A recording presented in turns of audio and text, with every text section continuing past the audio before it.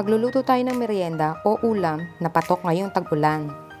Kailangan lang natin ng 2 tab na beef patties na kailangan lang bilugin isa-isa. At pagkatapos ay sinalang ko na siya. Take note po, hindi ako naglagay ng mantika dito kasi magmamantika pa itong ating beef patties. Hintayin lang natin ito maluto.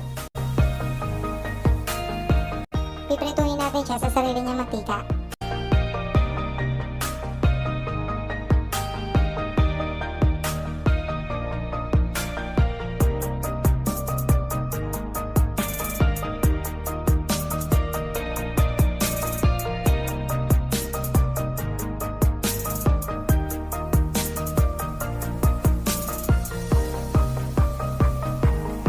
Ito ang mantikang pinagprituhan natin. Gagamitin naman natin siya sa paggisa. Igigisa natin siya sa sarili niyang mantika.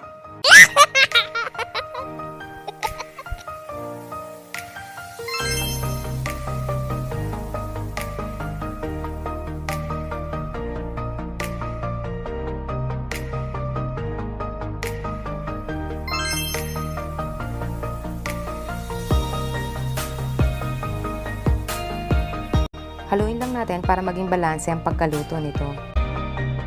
Ang aking favorite session, ang maghalo na maghalo. At ito na yung mga naprito natin kanina.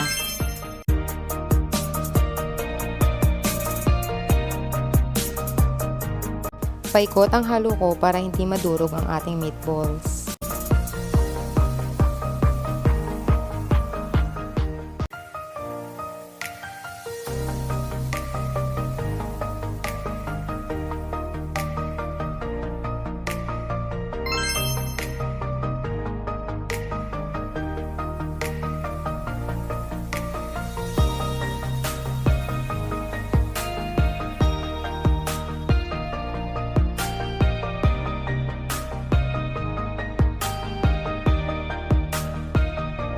Favorite session, ang maghalo na maghalo.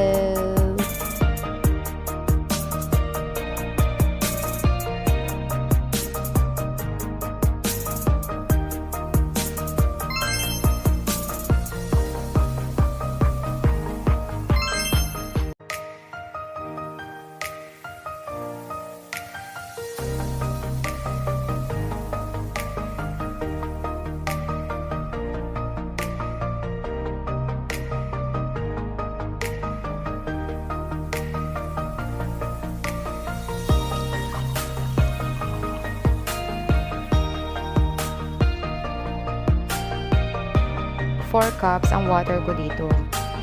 Depende sa inyo kung gaano karaming sabaw ang gusto nyo. Pwede kayong magdagdag. Pero kung ayaw nyo naman na masyadong maraming sabaw, pwede rin naman bawasan. Papakuluan lang natin to at least 15 to 20 minutes.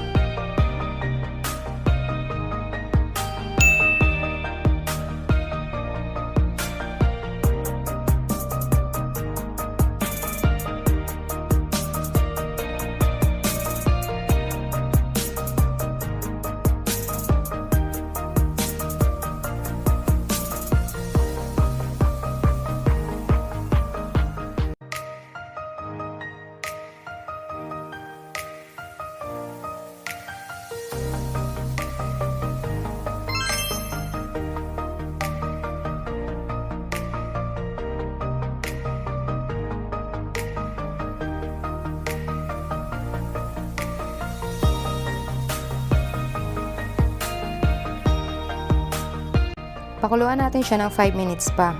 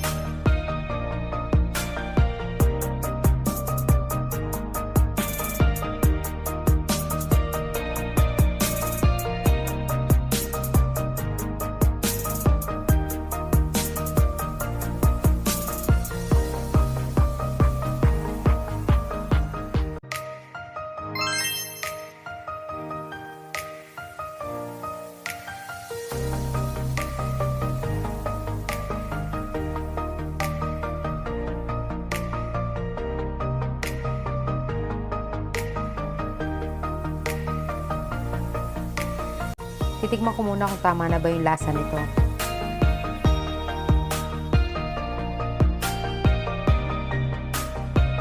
Oops, tikim ulit. Nako, hindi na tikim yun, te ah.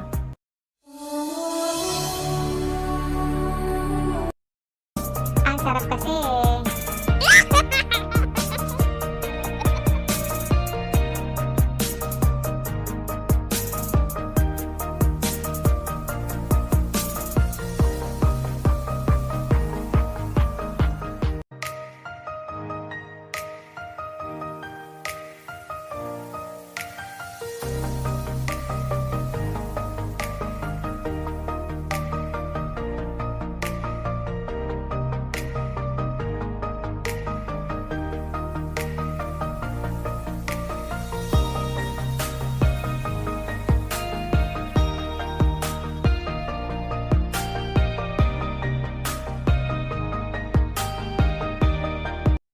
Nga pala, pwede kayong maglagay ng green onion dito.